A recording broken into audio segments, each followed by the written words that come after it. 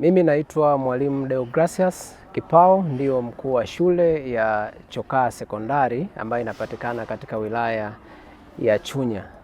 Lakini pia nipende kushukuru wadau wa DSW pamoja na TAI kwa kutuletea hii elimu ambayo vijana wetu leo wameipata kupitia filamu ya katuni.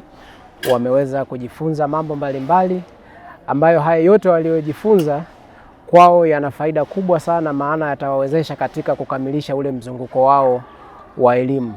Kwa hiyo elimu walioipata ni bora na imekuja wakati mwafaka, hasa wakati huu na mazingira yetu haya ya Chunya yakiwa yanaendeshwa na shughuli mbalimbali za kiuchumi, hususan shughuli za uchimbaji wa madini.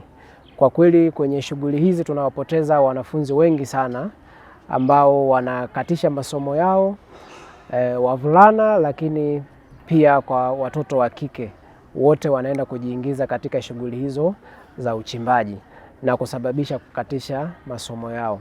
Kwa hiyo mimi niwapongeze hilo shirika la DSW pamoja na TAI kwa hiyo elimu ambayo wametupatia, lakini pia nipende kuahidi yale yote ambayo wameweza kujifunza, sisi kama walimu tukishirikiana na wadau mbalimbali tutaendelea kuitoa hiyo elimu na kuwasisitiza yale yote ambayo wamejifunza basi waweze kuyaishi, ili vijana wetu waweze kutimiza ndoto zao, kwa sababu tunaamini elimu ni kila kitu. Kwa hiyo watakapokamilisha masomo yao basi watapata ujuzi wa kutosha endapo watajiingiza kwenye shughuli hizo za machimbo, kwa sababu tunaamini kwamba hata shughuli zenyewe za machimbo kwa wakati huu pia zinahitaji elimu ya kutosha. Kwa hiyo kama vijana wetu wataacha elimu na kujiingiza katika uchimbaji, hawataweza kupata ajira ambayo ni sahihi, bali watakuwa wao ni vibarua tu, kwa maana watakuwa hawana elimu yoyote ya uchimbaji.